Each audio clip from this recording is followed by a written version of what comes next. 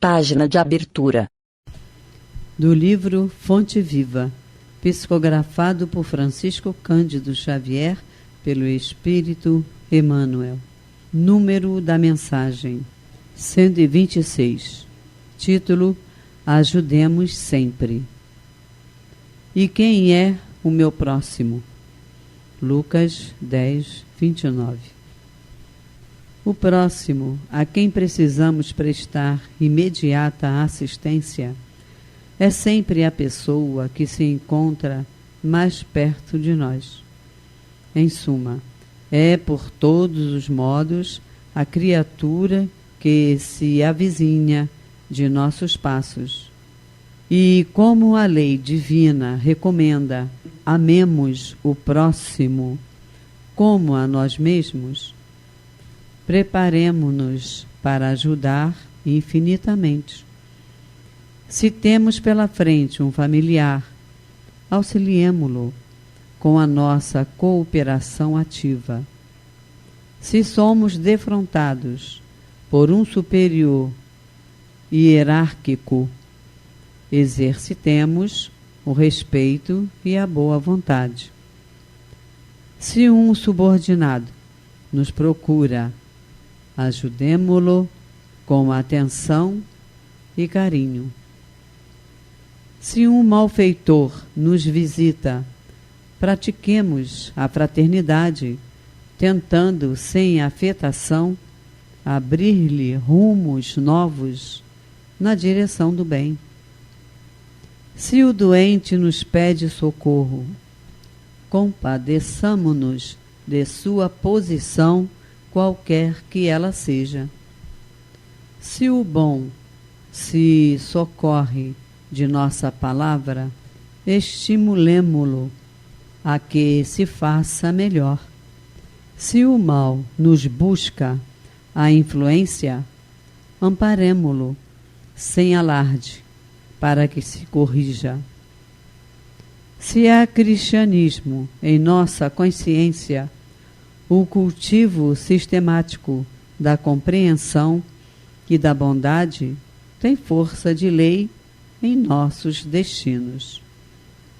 Um cristão sem atividade no bem é um doente de mau aspecto, pesando na economia da coletividade. No Evangelho, a posição neutra significa menor esforço.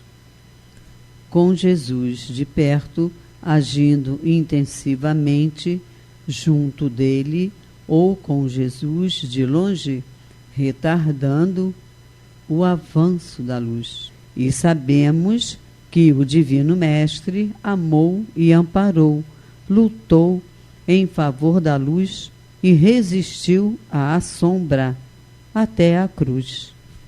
Diante, pois, do próximo que se acerca do teu coração, cada dia, lembra-te sempre de que estás situado na terra para aprender e auxiliar. Emmanuel. E agora, a palestra. Olá, meus amigos.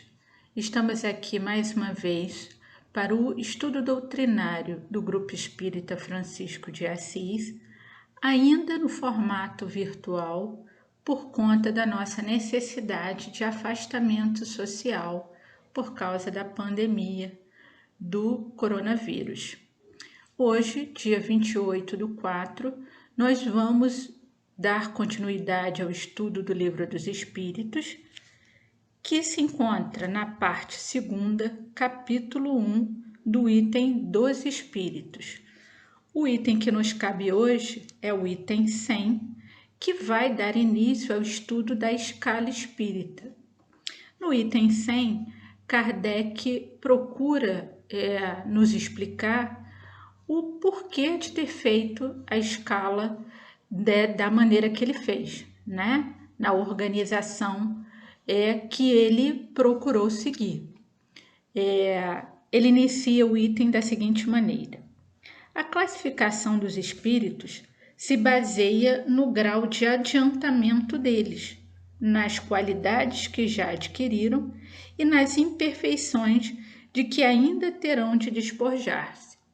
Então, Kardec procurou classificar os espíritos de acordo com o seu desenvolvimento moral, né? As suas aptidões, o seu conhecimento. Isso com o objetivo de sabermos que tipo de espírito vinha mandando mensagem, vinha orientando, né? Para que nós tivéssemos um esclarecimento melhor do nível do espírito que está dando a comunicação, né? Do grau de conhecimento que esse espírito tem. Então, essa classificação, ele já diz aqui, não é uma classificação absoluta. Ele procurou, na realidade, definir os grupos como espíritos imperfeitos, bons espíritos e espíritos puros, por definições de características básicas, né? Então, dentro dos imperfeitos, todos apresentam características imperfeitas. Dentro dos bons espíritos, todos os espíritos, né, estão num caminho já do bem, né, em que há ainda características de atraso moral, mas em que a tendência é da prática do bem, enquanto dos espíritos puros já são os espíritos mais adiantados. Então, ele se baseou, né, ele agrupou os espíritos de acordo com características básicas. Mas essa classificação é uma classificação didática, para que nós possamos entender.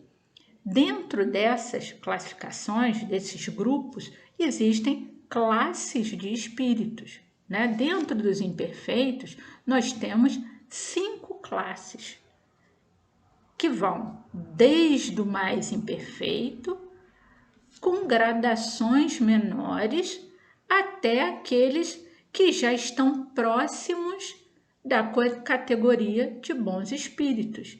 Então, é como se eles forem, né, melhorando, evoluindo, aprendendo, se aprimorando, até terem condição de mudarem de uma categoria para outra, né? Agora, dentro desses grupos, nós poderíamos classificar vários tipos de espíritos imperfeitos, vários tipos de bons espíritos, né? O único que tem uma categoria única é o espírito puro, já é puro, ponto final, não existe categoria, né? A gente não tem como categorizar espírito puro, mas dentro dos espíritos imperfeitos e dos bons espíritos, nós temos nuances de características.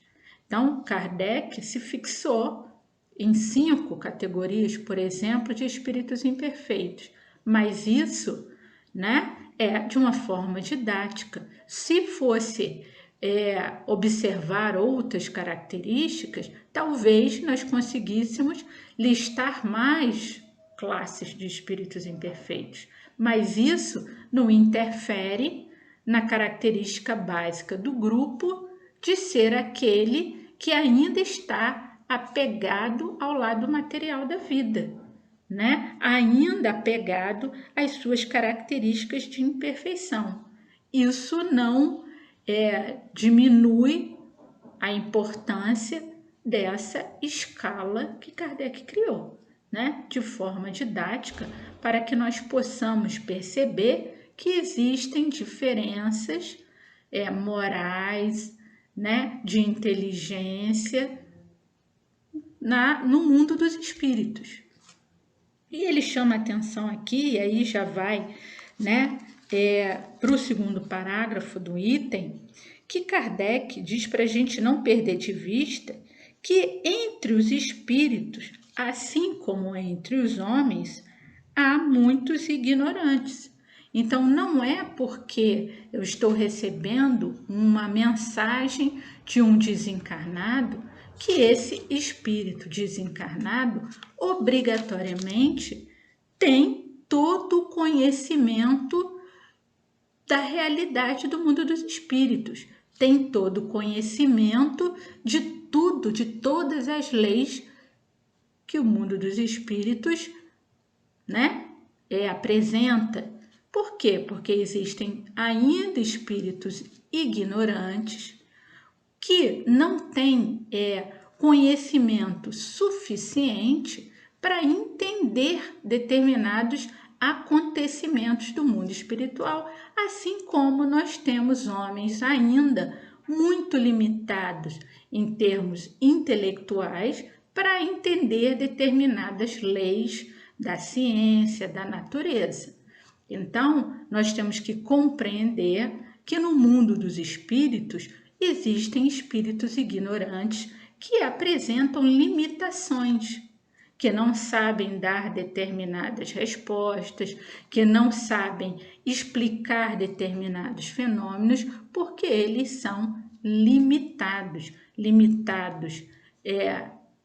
intelectualmente, né? Eles são ignorantes, inaptos em algumas situações do mundo dos espíritos que eles não têm condição ainda de responder, né? Com isso, a gente consegue perceber através das mensagens, do que é ditado, né?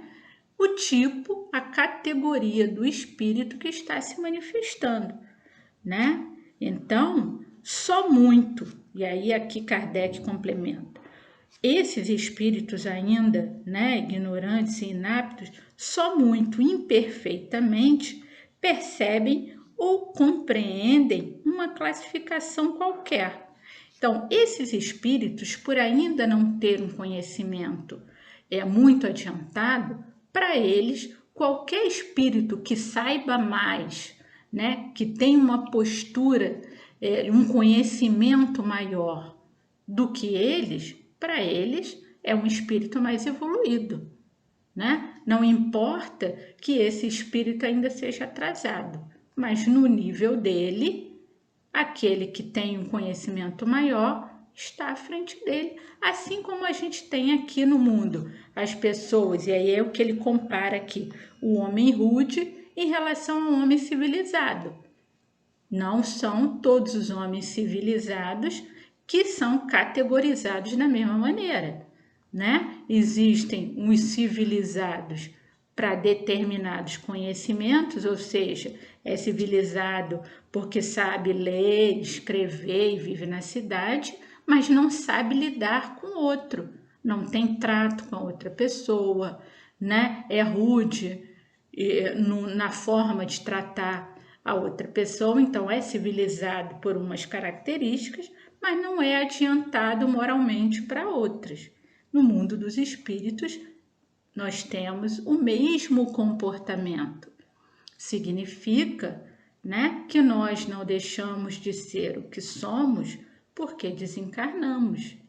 Isso é um conhecimento que a gente agrega com esse esclarecimento que Kardec está trazendo aqui, né? Então, os espíritos, se aqui eram homens ignorantes, vão continuar sendo no mundo dos espíritos e vice-versa, né?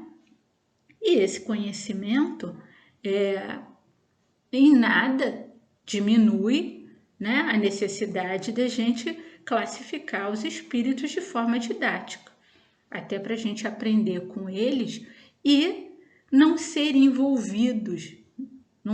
envolvidos nas mensagens por estarmos valorizando mensagens vindas de espíritos ainda atrasados, com sentimentos ainda inferiores ou brincalhões, enfim, né? Que a gente vai estudar mais à frente com a classificação desses espíritos nas escalas, né? Na escala espírita, né? Então, Kardec, ele classificou, né? Ele separou nas ordens e nas classes por observar as mensagens recebidas.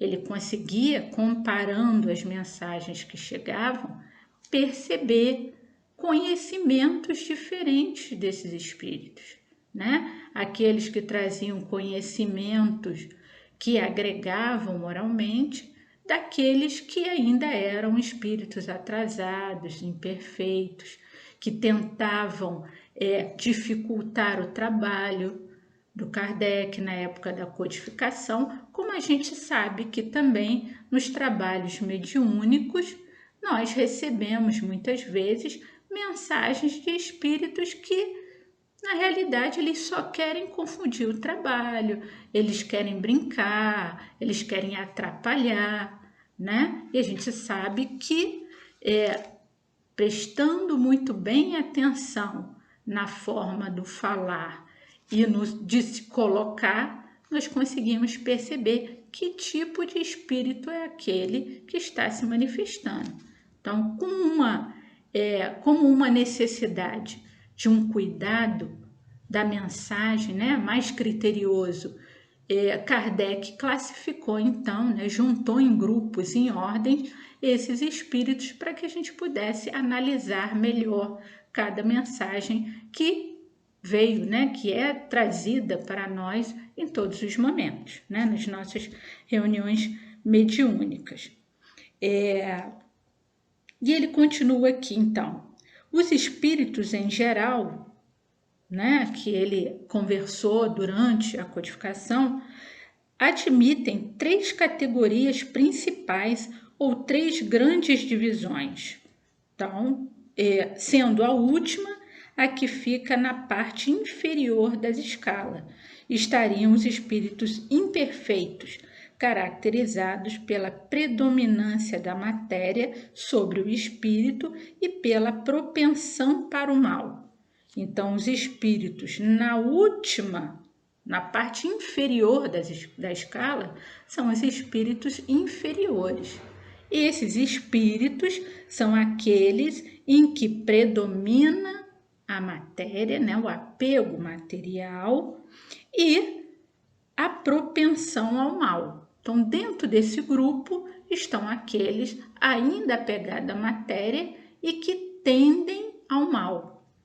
A segunda ordem, né, a segunda categoria, são os espíritos que pela predominância do espírito sobre a matéria e pelo desejo do bem. São os bons espíritos. Então, nessa segunda ordem, nós temos os espíritos que ainda sofrem a ação da matéria, mas eles já tendem para o bem. São os bons espíritos. E, finalmente, na primeira categoria, que é uma categoria única, estão os espíritos puros que já atingiram o grau supremo de perfeição. Então, não existe escala para eles, né? É uma classificação única. Espírito puro é espírito puro e pronto. Mas dentro da terceira ordem, que é a dos espíritos imperfeitos, e dentro da segunda ordem, que é dos bons espíritos, nós temos uma gradação dos mais imperfeitos para os menos imperfeitos, o dos bons espíritos, mas ainda próximos dos espíritos inferiores, para aqueles que já estão bem mais próximos de espírito puro. Só que essas categorias, elas não são estanques, né? Essas classes, né? Elas não são estanques, é uma gradação sutil, né? Nas pontas, o mais imperfeito até o menos imperfeito, eu tenho uma diferença grande entre eles.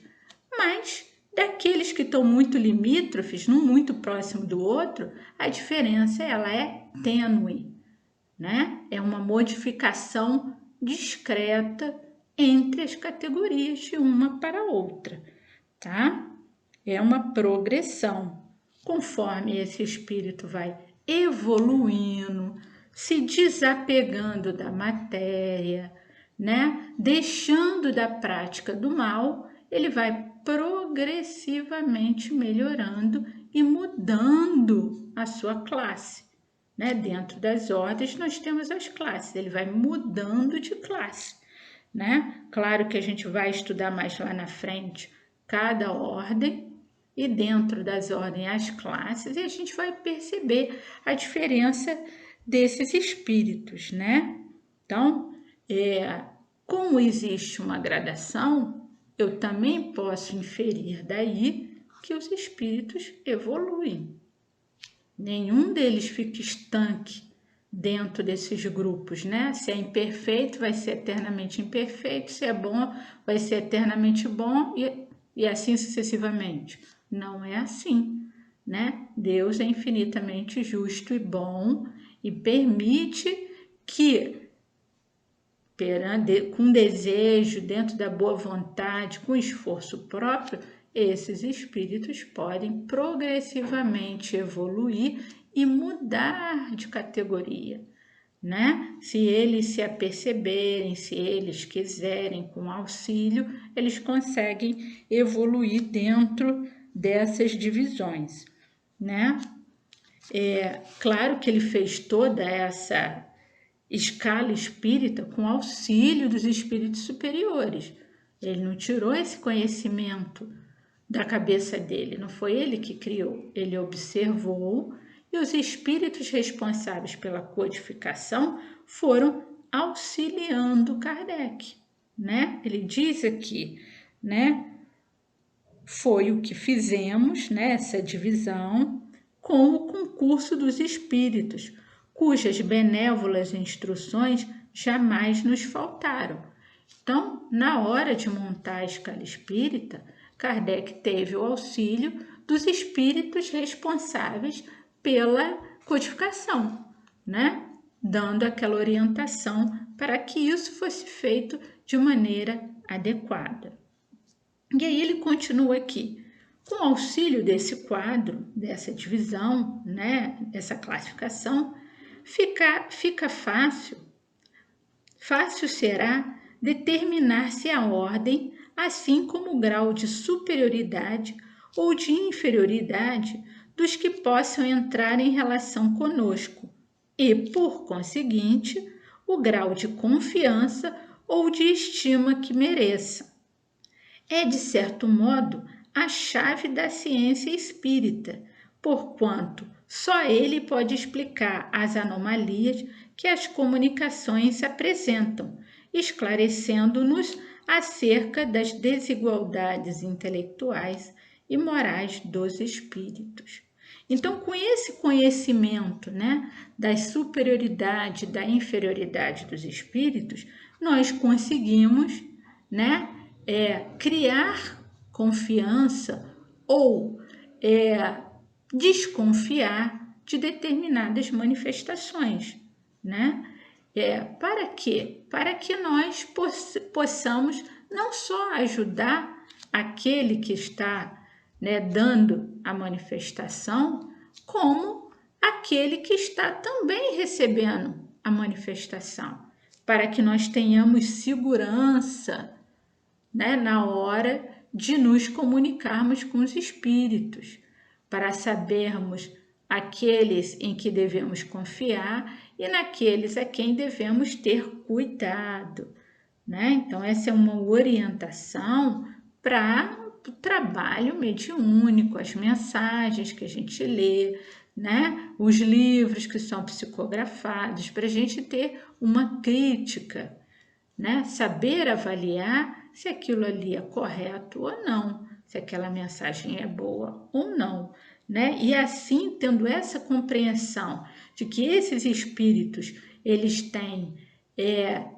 dificuldades e facilidades para determinadas condutas e posturas, né? Os espíritos superiores agem de uma maneira, os espíritos inferiores agem de outra maneira, que a gente vai conseguir entender, como ele diz aqui, as desigualdades intelectuais e morais dos espíritos.